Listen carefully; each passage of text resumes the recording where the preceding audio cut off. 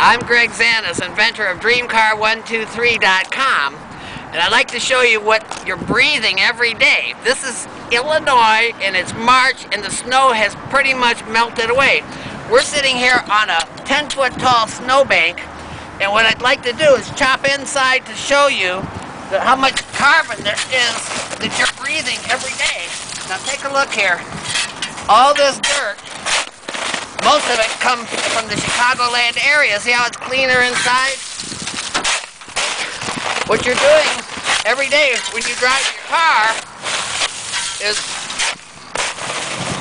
you're polluting these parking lots around here. Everywhere you look, there's cars, and every one of them put out cubic feet of carbon every year. If you notice, we're further away from the curb, and we're not picking up dirt so much as this is what the inside of your lungs look like. In Chicago, every single summer, we have what are called carbon alert days, where they warn people that have lung problems not to go into the cities.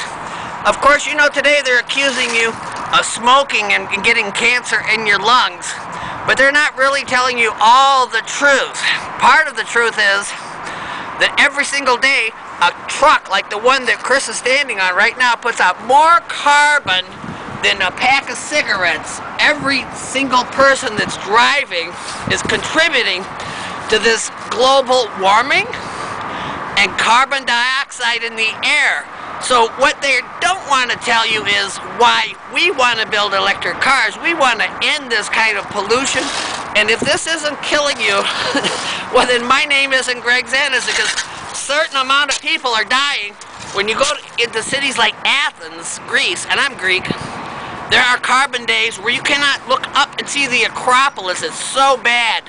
If you go to places like Beijing, they just had the World Olympics there. They had to take 1/10 of the vehicles off the road because they were polluting so bad. These cities all over the world are destroying the world.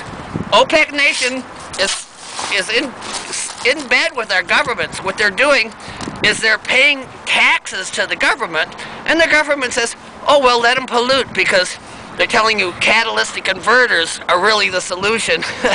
You gotta be kidding. I'd like to turn my truck on here to show you the carbon coming out of the exhaust.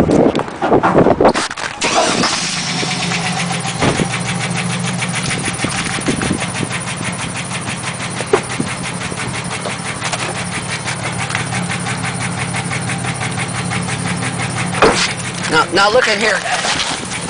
Here's my exhaust. Now would you want to breathe that? Can you see that, Chris, in the camera? Maybe not. There's a very little perimeter there of carbon, and of course we think we're burning no lead fuel, and we have catalytic converters on there. And every day, like I was telling you about my truck, it has 300,000 miles on it. I cannot tell you how guilty I am. Number one, I'm guilty of polluting this earth. I worked at a place called Glenview, and the Glenview Naval Air Station was right next to the place we were working at. And we had to replace all of the brass light fixtures because the jet fuel was so powerful that it ruined all of the brass light fixtures. These are just little things that we can see, but they're everywhere. You think we have clean rivers. You don't have clean rivers because the car carbon is on the ground, and when this pile melts, it's going to go right into the Fox River. The Fox River goes into the Illinois River. Illinois River goes into the Mississippi River. And what we've done here is what this beautiful earth that God has given us, we've destroyed it. And we do this without a conscience. We say to ourselves, well, Greg, there's no other answer. Yes, there is an answer. We need to go electric cars. We need to get there on the fast track.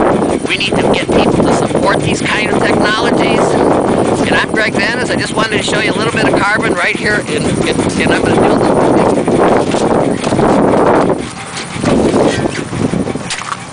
What's going on here? Look down here. You see what looks like cleaner snow in the bottom? And it was all pure white when it fell. We thought, oh, how beautiful. Okay, video's over.